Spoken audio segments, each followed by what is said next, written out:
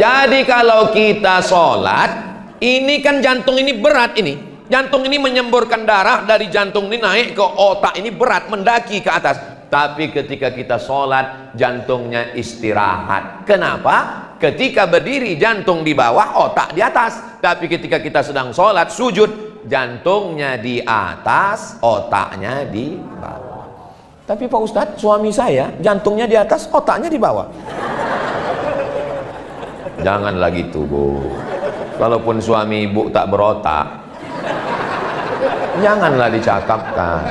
Bilang aja sama dia, Bang, ini ku belikan abang sepiring. Apa nih? Otak-otak.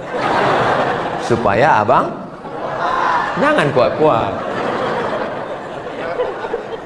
Jantung kita di atas, otak kita di bawah. Itu maka disuruh sujud lama. Nabi itu sujud lama kalau dia sholat sendirian. Tapi kalau jadi imam, paling banyak sujud hanya 12. Lebih dari 12 makruh. Kenapa makruh? Salam kita makmum itu udah berkunang-kunang semua.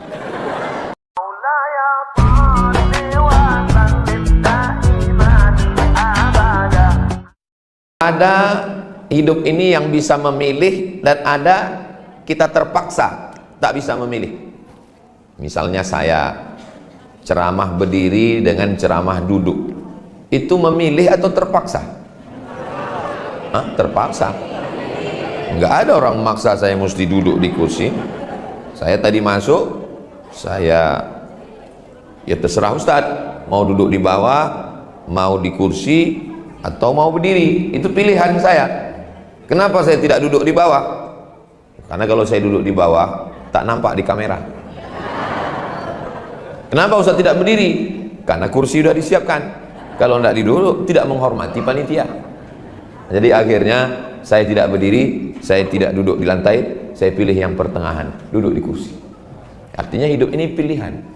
Saya mohon maaf pada orang-orang tua, saya duduk di atas tak sopan. Saya terus terang duduk di atas ini tak enak hati. Tapi tak lama, habis tausiah ini saya pulang. Nah, menjadi orang Melayu lahir di Pulau Bangka, itu pilihan atau terpaksa? Pilihan. Hah? Rupanya datang dulu malaikat menunjukkan, mau pilih mana? Lahir di Pulau Batam apa di Pulau Bangka, di Pulau Belitung? Nggak ada. Kita terpaksa dengan keterpaksaan takdir. Ini konsep ini dituliskan oleh ulama besar alumni Al-Azhar dari Suriah Damaskus, nama Syekh Muhammad Said Ramadan Al-Buti. Kitabnya Al-Insan Bainal Musayyar wal Mukhayyar. Manusia itu antara dua. Musayyar, dijalankan Allah, tak ada bisa memilih. Mukhayyar, dan dia bisa memilih. Ini perlu dijelaskan. Karena banyak orang sekarang salah. Akhirnya gara-gara salah pikir, salah cakap, salah buat, salah amal. Kenapa kamu minum khamar? Kenapa kamu berjudi? Kenapa kamu berzina? Ini sudah takdir saya, Pak Ustaz. Dia minum khamar itu bisa memilih atau tidak bisa? Bisa. Antara minum khamar atau minum teh manis.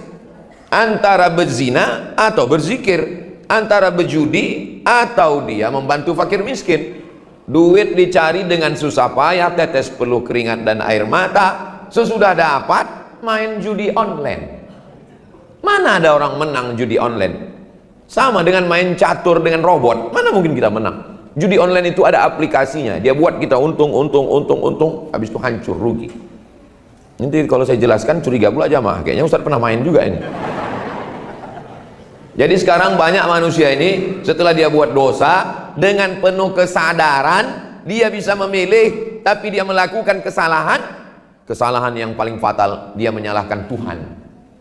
Padahal manusia ini, Bapak Ibu hafal semua ayatnya, wa nafsin wa ma sawwaha fa alhamaha fujuraha wa taqwaha. Jiwa dan penciptaannya Allah berikan jalan fujur, jahat, minum, khamar, zina, mabuk, sakau, wa taqwaha, ikhlas, baik, salat, zakat, puasa, sunat, haji. Qad aflaha man zakkaha, beruntunglah orang yang mensucikan dirinya. Wa qad khaba man dassaha, merugilah orang yang mengotori jiwanya. Hari ini Pagi-pagi hujan, enaknya menarik.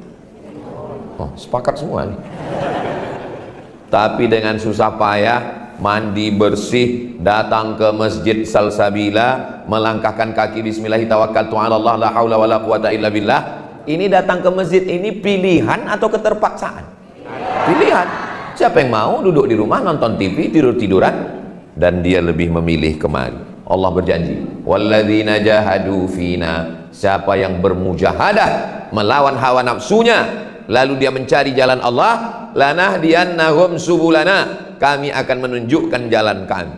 Jadi kita ini dari mulai bangun pagi tadi sudah berjihad. Pilihannya antara dua, tidur atau bangun subuh. Lawan kantuk, bangun. Bismika Allah, apa pula bismika? Alhamdulillahilladzi ahyana ba'dama amatana wa ilaihi nusyur. Sholat di rumah aja lah. Sholat di rumah apa di masjid? Di rumah apa di masjid? Di rumah, di masjid. Di rumah, di masjid. Di rumah. Coba teruskan. Di masjid, di rumah. Di masjid, di rumah. Di masjid. Pergi ke masjid. Kita selalu ada pilihan-pilihan. Ada satu pintu di surga itu namanya, nama mata airnya Ainun fiha salsabila. Ada mata air namanya Salsabila. Cantik nama anak perempuan. Siapa nama anaknya? Salsabila. Masya Allah. Mudah-mudahan ibu bapak punya anak perempuan. Saya juga, saya tak ada anak perempuan. Nama pintunya Babur Rayyan. Rayyan la yadkhuluhu illa shaimun. Hanya dimasuki oleh orang yang puasa. Jadi amal yang paling bagus bulan Muharram ini, Syahrullahil Muharram, wa minal hurumi fasum.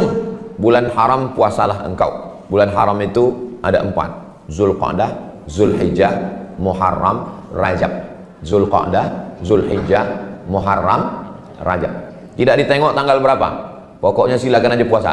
Tapi yang dilarang itu ada tanggalnya. Yang tidak boleh 10 Zulhijjah, 11, 12, 13. 4 hari ini haram puasa. Kenapa? Karena hari makan kambing. Tak boleh. Kalau puasa kita tanggal 10, 11, 12, 13 mubazir lah, kambing-kambing itu busuk. Akhirnya kita habiskan kambing. Bagaimana kambingnya kemarin? Sudah habis? Alhamdulillah. Nah, bagi yang sakit-sakit, ketika kita pergi ke pasar beli apel. Apel Pak Ustaz? Iya, apel. Di belakang rumah kita ada jambu, kita petik, bawa letak ke meja makan. Kita belah apel putih, bersih. Kita belah jambu, berulat. Pertanyaannya, kenapa ulat tidak makan apel? Karena apel mahal Pak Ustaz? Bukan. Kenapa ulat tak makan apel? Karena apel disemprot pestisida. Sedangkan jambu tak disemprot. Akhirnya ulat makan jambu. Sebetulnya lebih cerdas ulat apa kita? Lebih cerdas ulat. Buktinya ulat tak makan pestisida. Pergi kita ke pasar, tempat jual ikan asin, itu ikan asin yang dikerumuni lalat. Kenapa ikan asin yang di sini tak ada lalat? Rupanya ikan asin ini disiram formalin, pengawet mayat.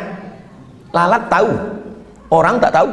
Akhirnya dimakannya ikan asin yang pakai pengawet mayat. 2 bulan dimakan langsung jadi mayat.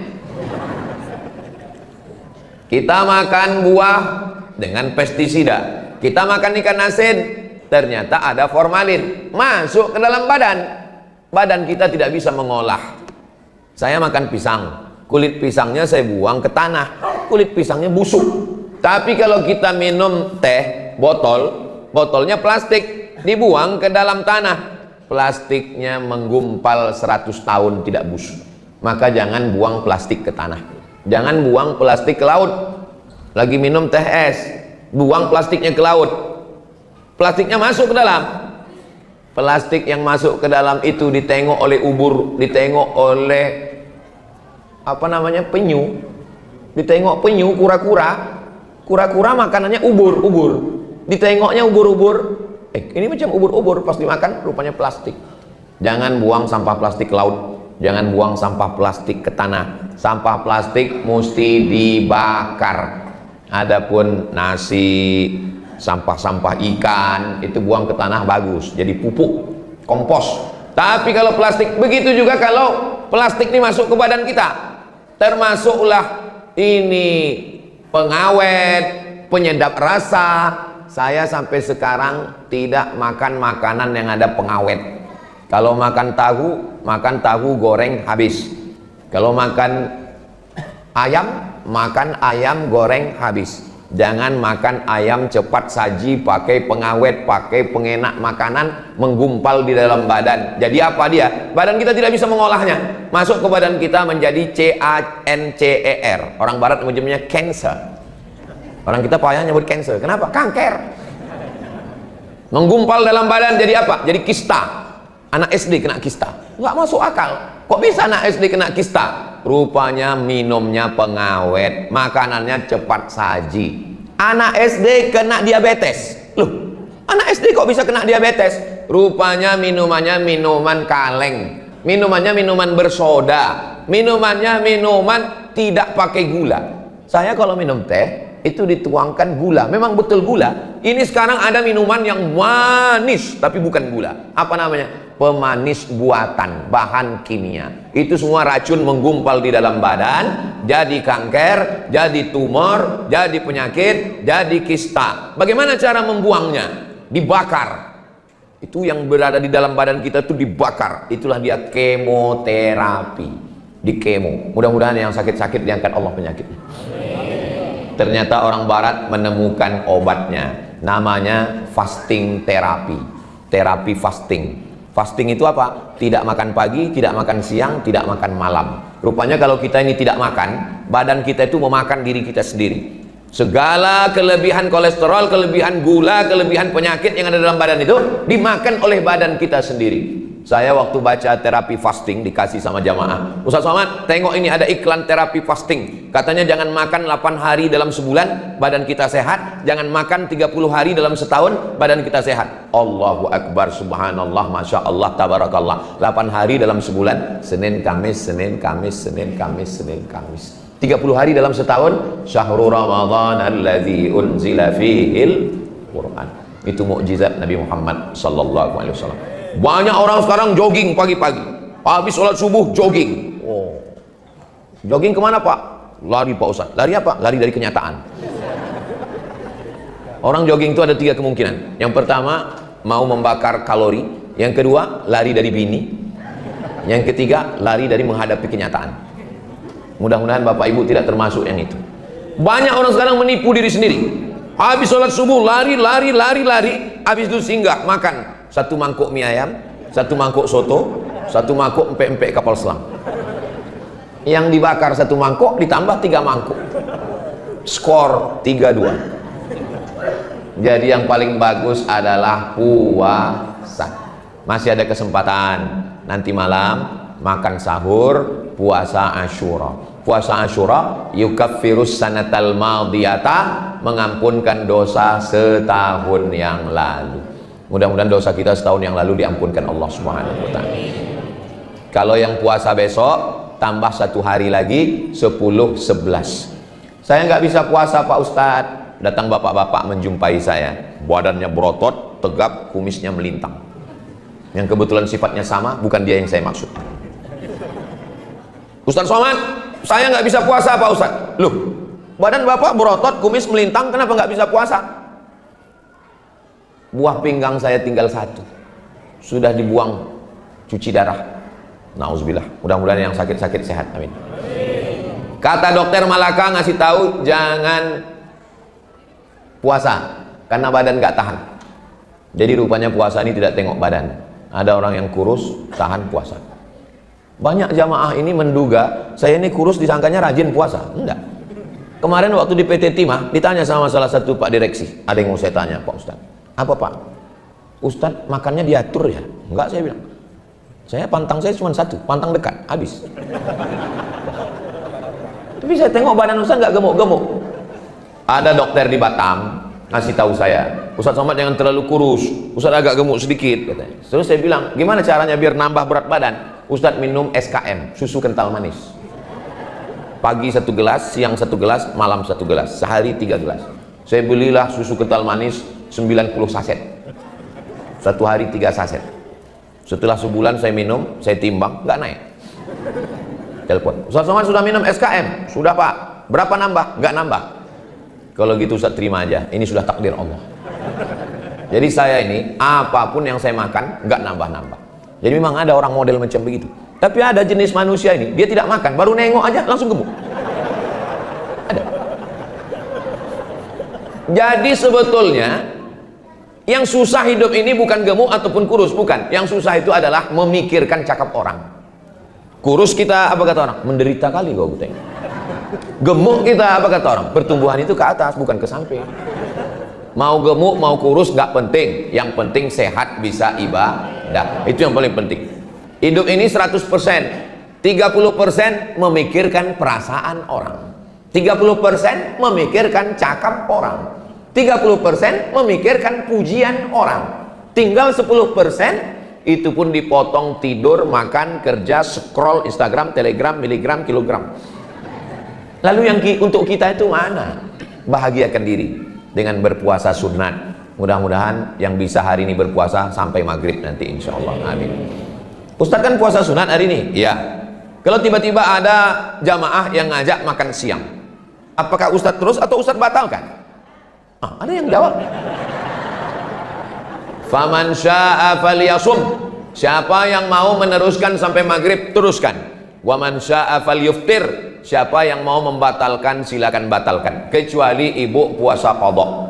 Misalnya tadi malam niat saya besok puasa qadha, dapat pahala puasa qadha dan dapat pahala puasa sunat, maka dia tidak boleh membatalkan puasa qadha kecuali darurat. Tapi saya yang puasa sunat, misalnya saya diajak bertamu ke rumah, tiba-tiba ibu masak, terus ditanya, Ustadz silakan buka puasa. Saya tengok dulu lauknya. Kalau cuman goreng ayam, nasi kotak, saya teruskan. Tapi kalau dimasakkannya ikan asin sambal belacan, tak usah disebut, menetes saya dulu kita. Apa maksudnya? Kalau kita bertamu ke rumah orang, tuan rumahnya puasa, kita jangan tersinggung. Kalau kita bertamu ke rumah orang, tamunya puasa, teh kita tidak diminumnya, kita juga jangan sakit Itulah enaknya kalau kita ngajinya sama-sama ngaji di Salsabila, sama-sama ngaji dengan ustadz guru-guru kita tidak tersinggung. Tapi kalau ngajinya beda, itu tersinggung dia. Begitu datang tamu, minum Pak, minum. Terus kata tamu, saya puasa. Alah, macam masuk surga aja. Begitu juga kalau kita bertamu ke rumah orang. Bertamu kita ke rumah orang, disiapkannya makanan, disiapkannya minuman. Terus dia bilang, minum Pak, silakan. Bapak enggak minum? Saya puasa. Aduh, enggak enak lah kami. Kalau saya justru misalnya saya bertamu ke rumah Bapak, saya enggak puasa, Bapak puasa. Mohon maaf ya Pak Ustadz, silakan habiskan, saya puasa. Bagus, jatah saya kan banyak. Begitu juga kalau saya tuan rumah, pas sudah saya siapkan, saya suruh dia, makan Pak, minum. Dia enggak mau minum. Bagus, tak habis teh botol saya. Jadi menjaga hati itu penting, tapi menjaga hati berdasarkan hati tanpa ilmu hampa kosong, apalagi hanya menurutkan perasaan suuzon. Tapi kalau dia berdasarkan ilmu, kau puasa alhamdulillah, kau tak puasa pun tak masalah. Begitu juga dengan puasa kita hari ini dan puasa besok insya Allah. Selanjutnya adalah kalau tidak bisa puasa macam mana Pak Ustadz? Memperbanyak solat sunnah. Idza dakhala ahadukumul masjid, kalau kamu masuk masjid, fala yajlis, jangan duduk, hatta yusalli raka'ataini, sampai salat sunat 2 rakaat. Namanya salat tahiyatul masjid. Ustaz Somad ngatanya tahiyatul masjid, tapi tadi kami tengok Ustaz langsung masuk langsung duduk. Saya ada wudu. Tadi sebelum di hotel sebelum kemari saya berwudu. Nanti ke masjid saya tahiyatul masjid lah. Pas sampai di sini langsung disuruh duduk. Nanti kalau saya ditanya malaikat, kenapa kau tahiyatul masjid? Panitia nyuruh duduk. Saya udah ada niat tadi dari rumah. Apa gunanya kita tahiyatul masjid? Supaya tempat sujud kita itu menjadi saksi nanti di akhirat. Makanya kalau kita singgah ke masjid, tahiyatul masjid kita. Ini kadang orang musafir naik mobil pulang kampung, singgah ke masjid, singgah ke masjid, singgah ke masjid, singgah ke masjid. Keterangan, kencing. Sempatkanlah berwudu. Bukan lama tahiyatul masjid tuh. Usolli sunnat tahiyatul masjid raka'ataini lillahi ta'ala, Allahu Akbar, iftitah, Fatihah, ayat, ruku', i'tidal, sujud, duduk, sujud, tegak, Fatihah, ayat, ruku', i'tidal, sujud, duduk, sujud, tasyahud, salam, selesai 2 menit.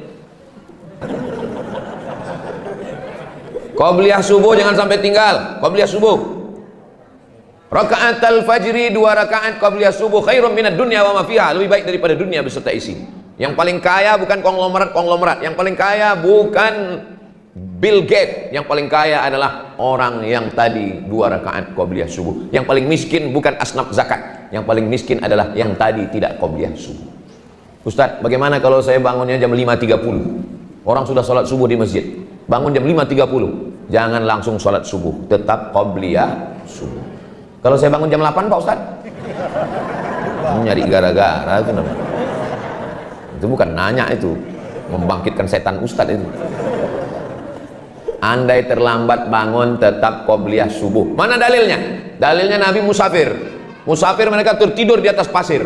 Sampai akhirnya mereka terbangun karena dau'is syamsi, karena panas matahari. Terbangun, Nabi suruh Bilal azan. Allahu Akbar, Allahu Akbar. Habis itu mereka tetap qabliyah subuh. Qabliyah subuh diqadha. Tiba-tiba masuk ke dalam masjid, qomat.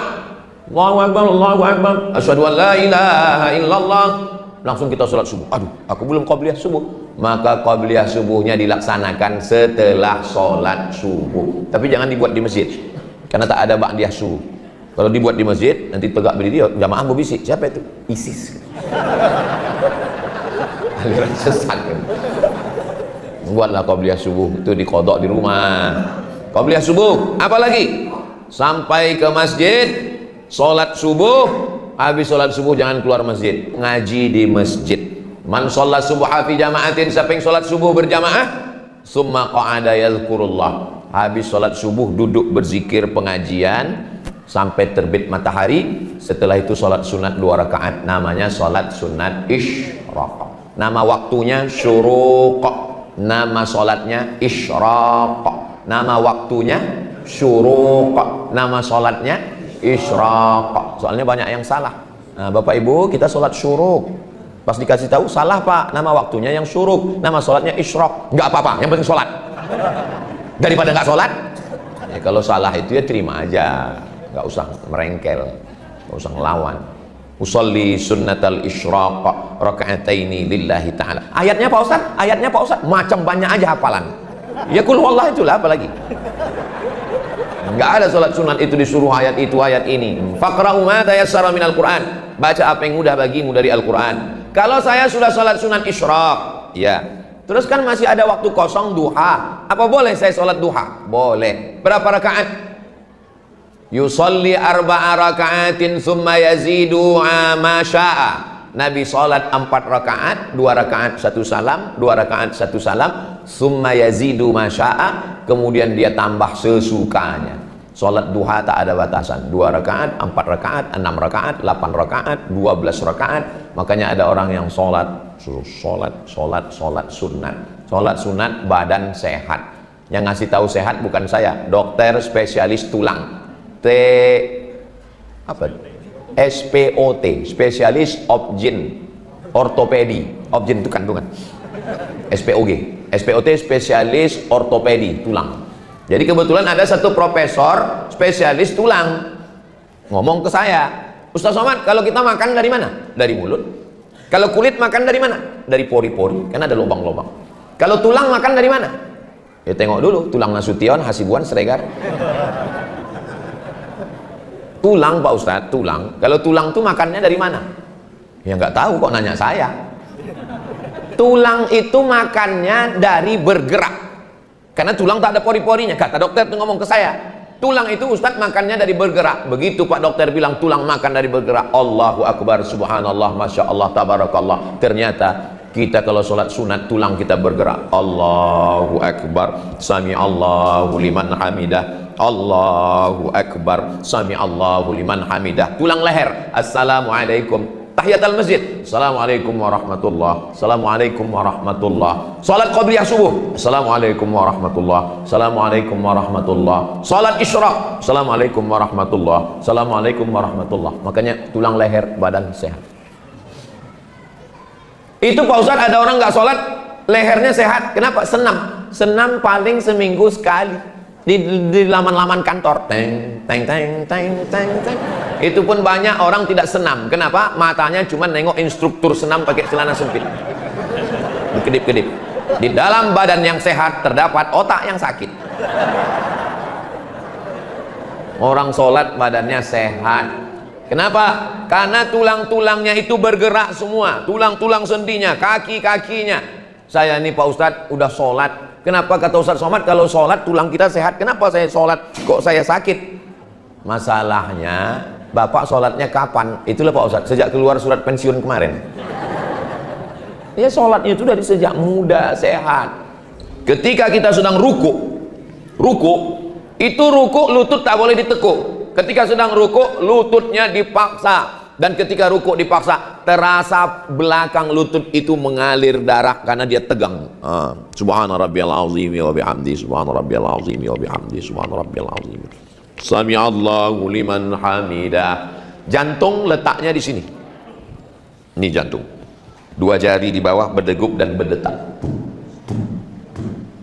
Itu kalau jantung yang normal. Kalau jantung yang tak normal, biasanya jantung ini tidak normal disebabkan oleh dua, jatuh cinta sama jatuh tempo. Makanya jangan banyak kredit, sakit jantung. Kenapa si fulan meninggal? Jantungan. Nah, jantung ini gunanya menyemburkan darah. Darah yang ada di badan kita ini bergerak, bisa bergerak. Dia kenapa? Karena jantung menyemburkan. Darah dari jantung ini naiknya kemana? Naiknya ke otak. Otak ini kalau kurang dapat darah, itu dia tak bisa bercakap, tak bisa, stroke ringan. Mudah-mudahan yang sakit diangkat Allah penyakit. Ada saudara saya terjadi penyumbatan darah itu saluran paralonnya itu. Jangan bayangkan macam mesin sanyo. Bayangkan mesinnya dihidupkan tapi pipanya dijepit, bam, pecah pembuluh darah. Kenapa tersumbat? Karena pipanya kecil, airnya kental, maka dimakan pil pencair darah. Apa yang membuat darah itu menjadi kental? Yang membuat darah menjadi kental ada dua. Yang pertama, minyak. Makan kambing ada minyak, makan santan ada minyak. Maka hindari makanan yang berminyak-minyak, gorengan. Nah, macam penyuluhan kesehatan puskesmas pula sekarang. Yang kedua, yang menyebabkan darah ini kental adalah gula. Coba ambil gula, masukkan ke kuali, letakkan di atas kompor, aduk sampai cair, letakkan sendok, biarkan dingin. Setelah itu angkat sendoknya, ikut sama kualinya sekali. Kental. Maka kalau mau darahnya cair, jangan minum gula, jangan makan santan, yang bening-bening saja. Maka saya kalau mau pulang, istri saya nanya, ini nanti mau makan apa? Tolong masakkan sayur bening, sebening hatiku padamu. Ibu-ibu ini mesti dibahagiakan, Pak. Kalau kita belum bisa membahagiakan mereka dengan emas permata, paling tidak bahagiakanlah mereka dengan kata-kata. Betul, Bu? Saya hanya menyuarakan hati mereka. Kadang laki-laki ini sudahlah pelit duit, pelit cakap pula. Cukuplah pelit duit aja, betul, Bu? Acara unjuk rasa sekarang. Ini Ustadz mengajar begini, ini dapatnya dari motivator mana nih? Motivator kita adalah Sayyidina Muhammad sallallahu alaihi wasallam. Ini mimbar Nabi, ini mihrab Nabi, rumah Nabi di sebelah kiri. Jarak dari mimbar Nabi ke dinding rumah Nabi itu 22 meter. Disitulah kamar Nabi. Mudah-mudahan panjang umur kita bisa ke Taman Raudhah insyaallah. Ini di Masjid Salsabila ini udah rasa-rasa Taman Raudhah ini, karena karpetnya hijau. Cuman nggak Raudhah kali. Nabi waktu itu sedang iktikaf. Nabi selesai jadi imam, iktikaf. Lalu Nabi pergi ke pinggir, ke tepi. Pintu itu kamar Nabi.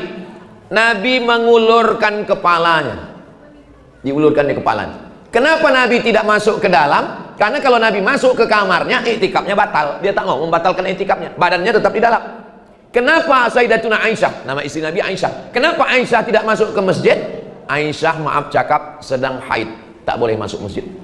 Nabi di dalam masjid, Aisyah di dalam kamar, dan Nabi mengulurkan kepalanya untuk disisir oleh Aisyah. Sekarang saya tanya, kapan bapak terakhir minta sisirkan sampai?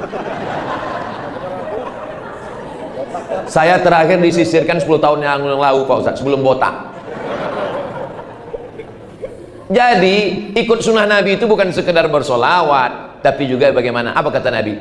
Khairukum, orang paling baik di antara kamu adalah khairukum li ahli, orang yang paling baik di antara kamu orang yang paling baik kepada istrinya. Wa ana khairukum li ahli, aku orang paling baik kepada istriku, kata Nabi sallallahu alaihi wasallam.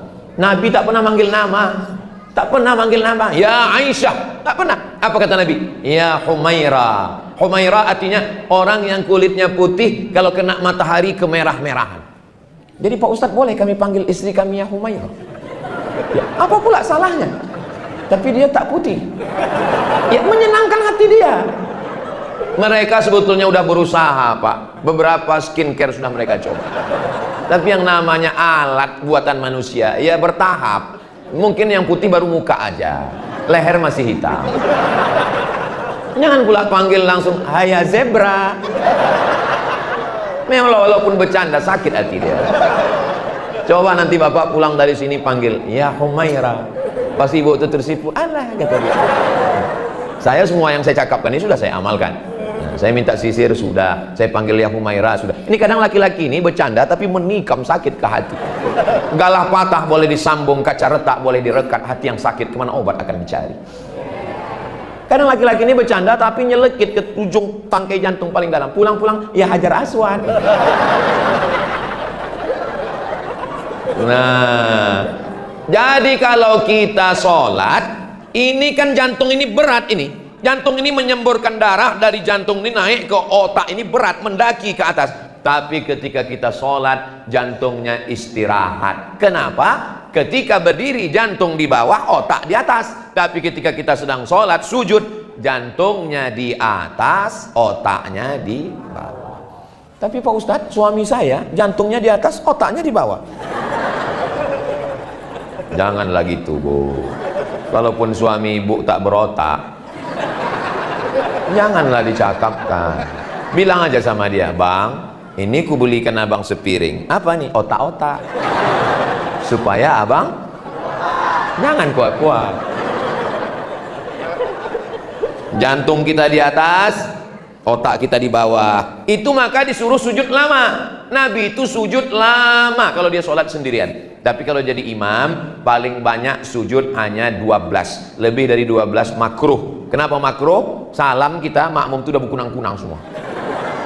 Tapi kalau kita sholat sendiri, tahajud, aqrabu ma yakunul abdu min rabbihi wa huwa sajid, orang paling dekat dengan Allah waktu sujud. Fa'aksiru fihi du'a, perbanyaklah doa di sujud. Subhana rabbiyal a'la wa bihamdi, subhana rabbiyal a'la wa bihamdi, subhana rabbiyal a'la wa bihamdi. Minta anak yang soleh, rabbi habli minas solihin. Minta anak pasangan hidup sejuk dipandang mata, Rabbana hablana min azwajina wa dzurriyyatina qurrata a'yun waj'alna lil muttaqina imama. Minta supaya selamat dunia akhirat, Rabbana atina fid dunya hasanah wa fil akhirati hasanah wa qina azabannar.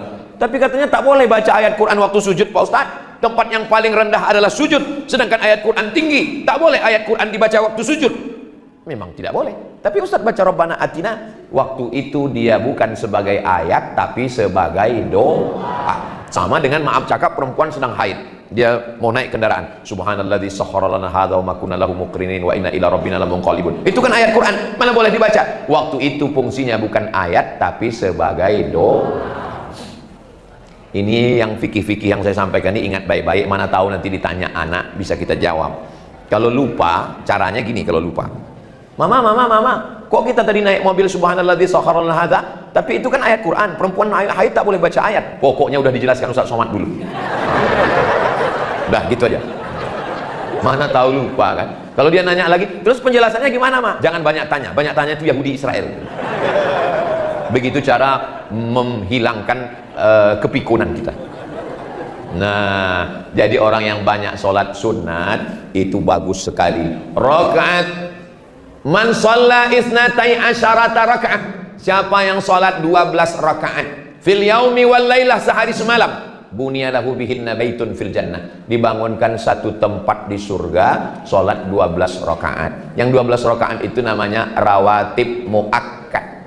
Kita hitung sama-sama ya. 2 rakaat sebelum subuh, 4 rakaat sebelum zuhur, 2 rakaat setelah zuhur, 2 rakaat setelah maghrib, 2 rakaat setelah isya. Kita ulang sekali lagi.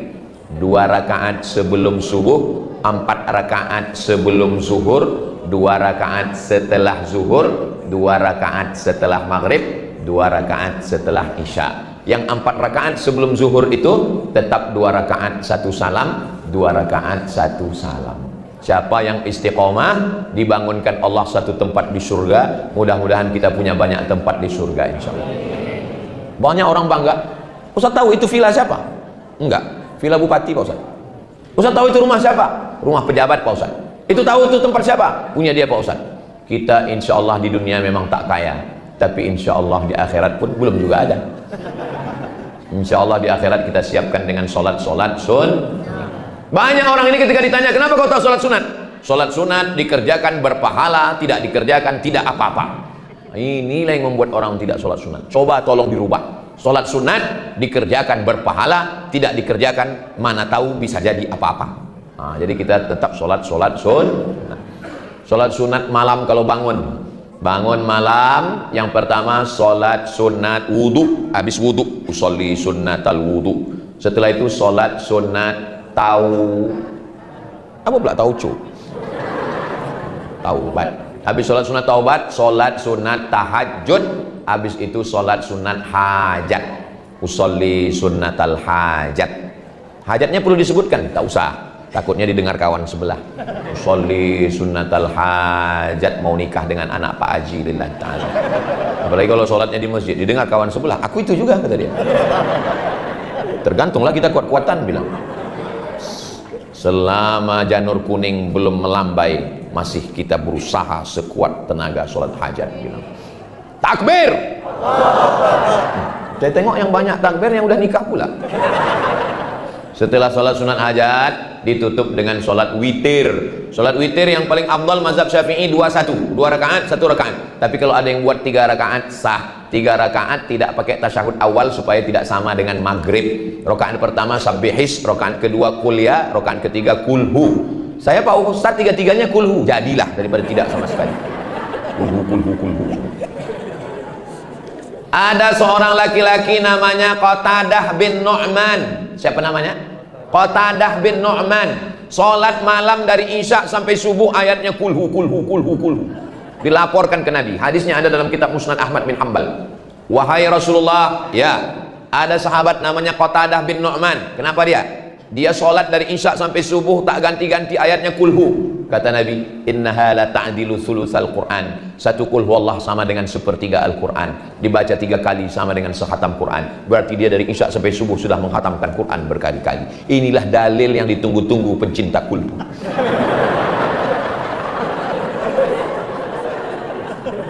Bapak yang selama ini kalau dibangunkan ibu tahajud malam ayatnya kulhu. Apa kata ibu komplain? Abang kok kulhu terus? Abang sebetulnya hafal surat lain. Tapi kata Rasulullah, innaha la ta'dilu thulutsal Qur'an. Dia ini sama dengan sepertiga Al-Quran. Itu makanya kalau kita tahlil baca kulhu berapa kali? Di Bangka ini masih ada orang baca tahlil. Alhamdulillah. Kalau udah tak ada lagi orang baca tahlil, kiamat dunia ini. Karena tahlil itu artinya la ilaha illallah. Jadi kalau ada orang mengatakan nggak boleh tahlil, gimana kita mau sholat? Asyhadu an, nggak boleh tahlil. Tahlil artinya la ilaha illallah. Kenapa orang meninggal itu disebut tahlil? Karena pada malam itu bacaan yang paling sempurna. Afdhalul dzikri fa'lam annahu la ilaha illallah, la ilaha illallah. Sholat. Saya Pak Ustaz sholatnya nggak bisa berdiri di awal saja. Baca iftitah, fatihah, ayat, habis itu pas ruku sama sujud duduk di kursi. Duduk di kursi. Ruku, Allahu Akbar. Sami Allahu liman hamidah. Sujud lebih rendah. Allah, jangan rendah kali, telangkup nanti. Suami jangan dibiarkan di rumah sendirian depan TV sakit, bawa ke masjid. Bang, abang dulu waktu muda tak pernah ke masjid kan? Nah, sekarang ayo ke masjid. Malaikat maut udah dekat, Bang. Bapak kalau terasa sakit jangan gengsi, jangan malu, datang ke masjid. Di Mesir itu disediakan. Dulu waktu saya ke Mesir, waktu saya masih kuliah di Mesir, di sebelah kanan 3 kursi, di sebelah kiri 3 kursi. Dulu begitu. 2017 saya datang lagi ke Mesir. Ternyata tidak ada lagi kursi di kanan, tak ada lagi di kursi. Di mana? Di belakang dibuatkan satu baris. Orang sakit jangan biarkan di rumah. Ini banyak kadang ibu bapak malu. Orang sakit itu bawa ke masjid supaya dia bangkit semangatnya, sehat dia didoakan orang. Dibiarkan di rumah nonton TV, nonton tinju, kalah yang dia dukung, mati dia. Dia suka Mike Tyson, tiba-tiba Mike Tyson kalah kemarin, tengoknya Mike Tyson kalah, mati dia. Mike Tyson hidup, dia mati. Udah, nggak bisa saya sholat di kursi Pak Ustadz. Sholat di atas kasur, miring ke kiblat, kepala di utara, kaki di selatan, miring ke kiblat. Tak bisa miring Pak Ustadz, karena kena ini, terjepit, saraf terjepit. Sholat telentang pakai kedip mata, Allahu Akbar, Sami Allahu liman hamidah, Allahu Akbar. Sholat pakai kedip mata. Tidak gugur sholat walaupun sedang sakit. Makanya kalau pergi ke rumah sakit menjenguk orang sakit, jangan bawa jeruk, karena jeruknya dimakan orang sehat.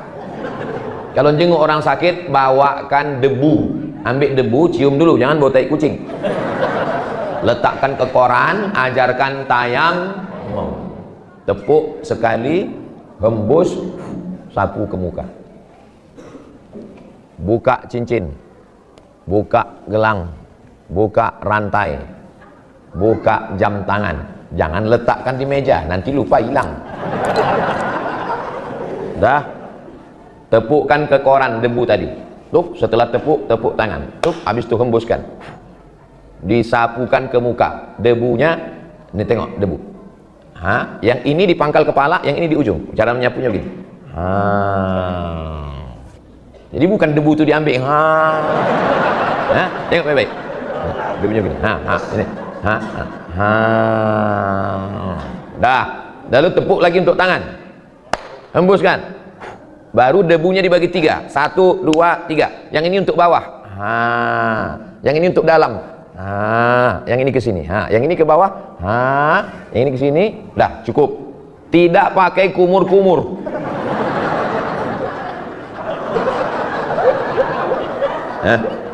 Salat.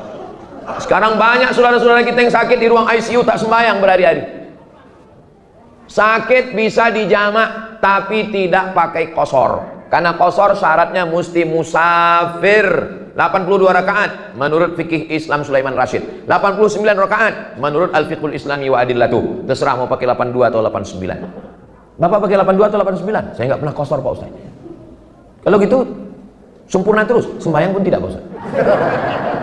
Mati kita. Nah, jadi bagi yang pakai pempes, bagi yang pakai keteter, maka 3 kali saja. Subuh bersihkan semua, membersihkannya setelah azan. Allahu Akbar, Allahu Akbar, baru bersihkan. Setelah bersihkan semua, ganti pempes pembalut, baru sholat. Menetes waktu sholat itu ma'fu anhu. Jangan berwuduknya sebelum azan, tak boleh. Habis itu zuhur, tunggu azan zuhur. Allahu Akbar, Allahu Akbar, bersihkan. Setelah bersihkan, pakai pempers, sholat zuhur 4 rakaat, sholat asar 4 rakaat, jamak takdim. Nanti malamnya jangan di maghrib, di isya, supaya pas mau tidur malam. Jam-jam 9 pas mau tidur, masuk waktu isya, sholat isyanya 4 rakaat, sholat maghribnya 3 rakaat, karena darurat tingkat tinggi. Ini bagi yang sakit, yang memang susah. Jangan demam-demam puyuh, jamak sikit. Sikit jamak, sikit jamak. Nanti saya yang kena azabnya di akhirat. Kalau ditanya, kenapa kau jamak? Kata Ustaz Somad. Sakit berat, susah, payah, jelimet, ribet, payah. Ketika bapak sedang dalam keadaan sakit, pakai keteter, pakai pampers, kira-kira yang datang memakaikan itu kawan atau bini? Tuh ngaku bini. Mana kawan ngopi, kawan kongko kemarin? Mana? Kawan mancing kemarin mana? Kawan itu cuman kawan ketawa Pak. Tapi kalau sedang bersusah, siapa yang menolong kita? Ini kadang orang ini kalau pergi ke rumah makan yang diajak, pas giliran tumpah jusnya, tenang bro, kita pesan satu lagi. Tapi kalau bini yang menumpah, mana biji mata lo? Padahal waktu sedang pakai keteter, sedang pakai pampers yang mencebokkan, mereka inilah, betul Bu? Alhamdulillah dulu waktu sehat orangnya baik. Maka waktu di rumah sakit itu apa kata istrinya? Sabar ya bang ya, ini bubur ayam, sabar bang, tak sampai hari Jumat selesai nih bang, insyaallah.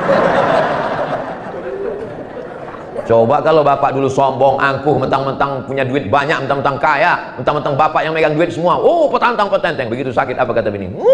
Sakit tak mati.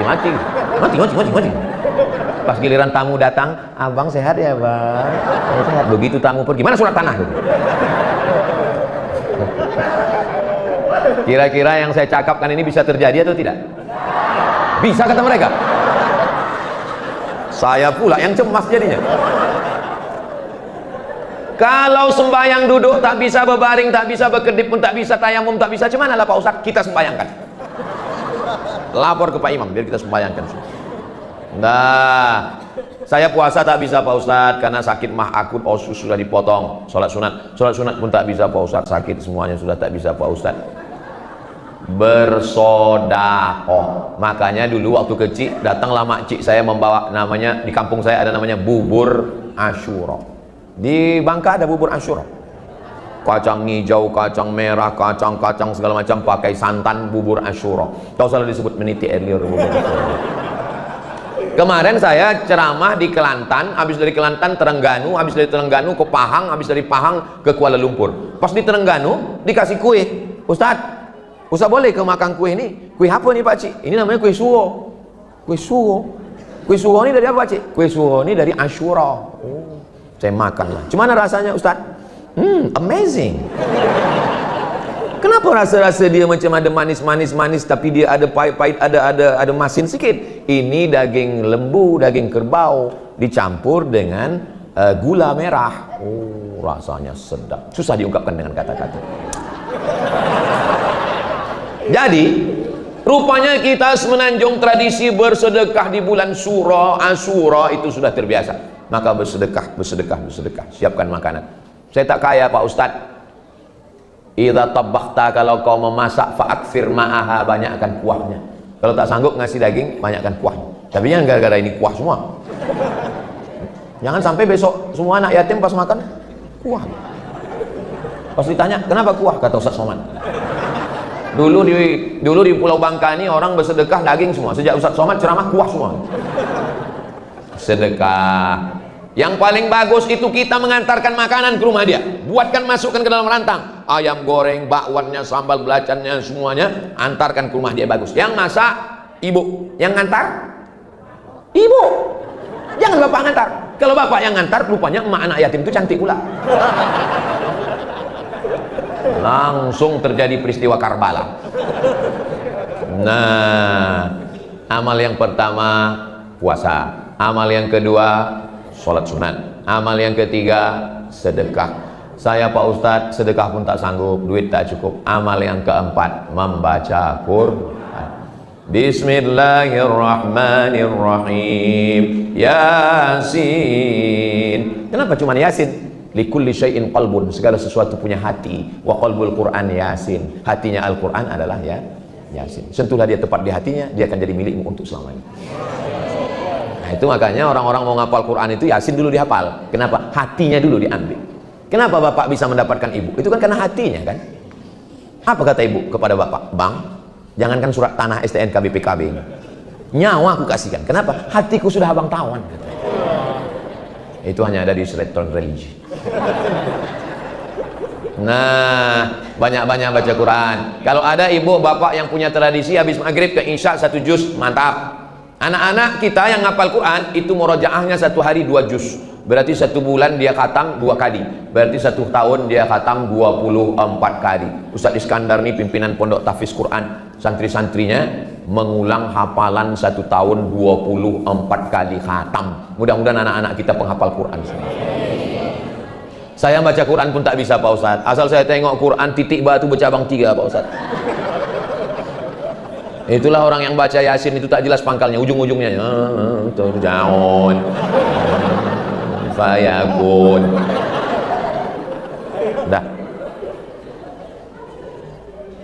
Puasa tak sanggup, sholat tak sanggup, sedekah tak sanggup, baca Quran tak sanggup. Last, terakhir sekali, amal yang paling terakhir, pejamkan mata. Afdalul dzikri fa'lam annahu la ilaha illallah, la ilaha illallah, la ilaha illallah. Kalimatani, 2 kalimat, khafifatani 'alal lisan, ringan di lisan, tsaqilatani fil mizan, berat pada timbangan mizan, habibatani ilar rahman, disukai Allah. Subhanallah wa bihamdihi subhanallahil azim, subhanallah wa bihamdihi subhanallahil azim, subhanallah wa bihamdihi subhanallahil azim. Man lazimal istighfar, siapa yang memperbanyak istighfar, ja'alallahu lahu min kulli dhiqin makhraja, segala kesempitannya diberikan jalan keluar, wa min kulli hammin faraja, segala kesusahannya diberikan kelapangan, wa razaqahu min haitsu la yahtasib, diberi rezeki dari jalan yang tak disangka-sangka. Saya nggak bisa istighfar pakai nyanyi-nyanyi gitu Pak Ustadz, nggak usah pakai nyanyi. Astaghfirullahaladzim alladzi la ilaha illa huwal hayyul qayyum wa atubu ilaih. Astaghfirullahaladzim. Saya istighfar kalau kuat nggak khusyuk Pak Ustadz, nggak usah kuat dalam hati. Jangan gara-gara mau mengejar 100, 200, 300, 1000 lalu bunyinya tak jelas. Ini banyak orang berzikir macam dapat bakwan panas.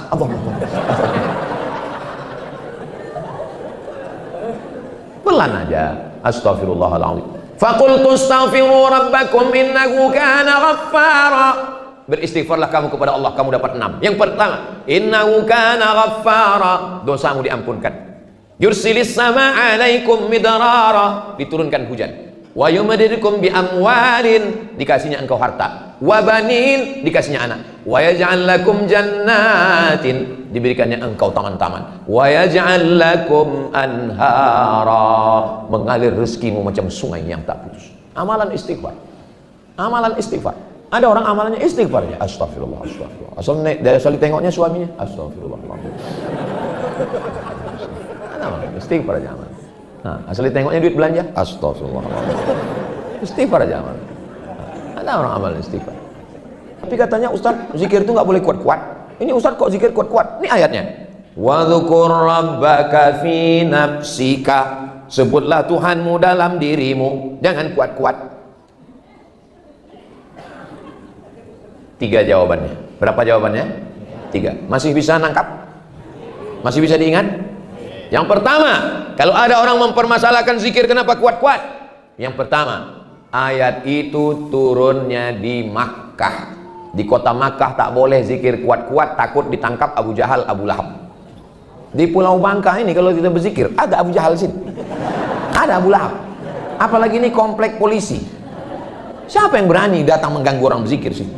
Zikirlah sini kuat-kuat.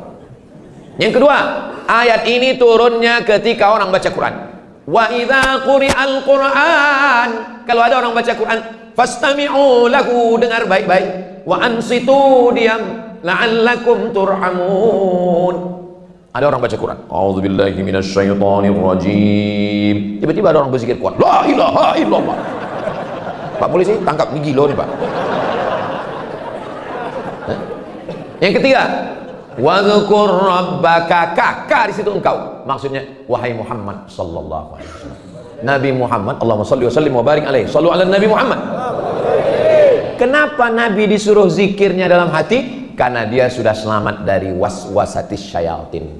Kita belum lagi selamat dari bisikan setan. Kita ini zikir kuat untuk ngusir setan. Makanya kalau ada orang sekitar masjid ini terganggu dengan suara ngaji, berarti dia nggak ada saya ngomong gitu. Allahu Akbar, Allahu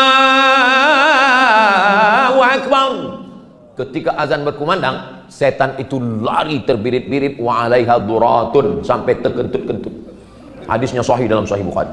Itu dalil bahwa zikir yang kuat menghalau setan. Itulah kenapa orang tua-tua dulu kalau mau membuka utan itu biasanya berzikir beramai-ramai. Afdhalu dzikri fa'lam annahu la ilaha illallah, la ilaha illallah, untuk mengusir hantu yang ada di situ.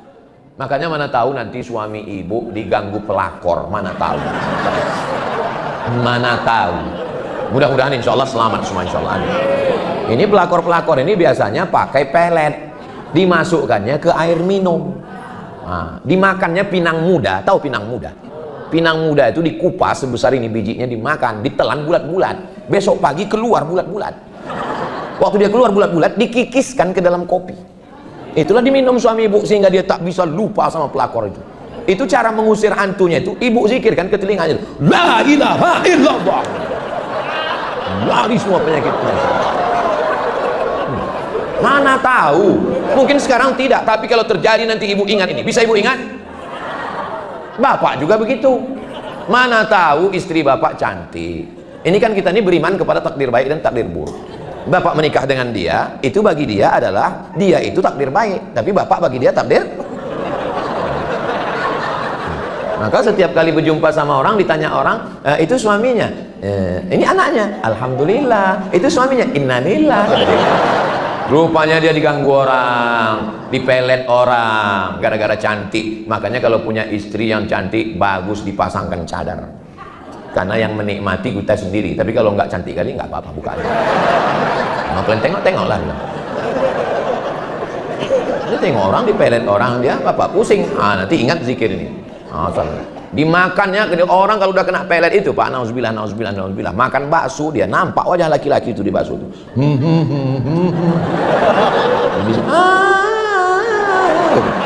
Oh, nauzubillah. Saya berapa lama hidup banyak dirasa, jauh berjalan banyak ditengok, lama jadi ustadz banyak yang curhat. Laki-laki gagah perkasa datang ke saya, bininya dilarikan orang. Nauzubillah, nauzubillah, nauzubillah. Mudah-mudahan istri kita diselamatkan orang. Oh, takut kali orang ini istrinya. Mudah-mudahan keluarga kita semuanya sakinah, mawaddah, warahmah. Saya biasanya menyampaikan tausiah itu hanya 60 menit. Ini tadi saya mulai tadi jam 10 kurang 20. Sekarang sudah jam 11. Inilah ceramah terpanjang selama di Bangka Belitung. Dan inilah ceramah yang tak ada dalam jadwal. Nggak ada. Ini adalah gara-gara pesawat delay. Ustadz Somad, kata Ustadz Kemas Ali, pesawat kita delay. Terus gimana? Jadi kita diminta untuk ceramah di masjid di komplek polisi katanya. Saya bilang, ini kalau nggak kita isi kena tilang kita nanti. Ayolah, saya bilang, ayolah, paling kultum aja cukup lah itu. Paling kultum aja selesai kuliah 7 menit, habis itu kita cabut. Kita kan punya alasan, kita sedang ditunggu pesawat kan. Rupanya sampai 1 jam lebih saya ceramah.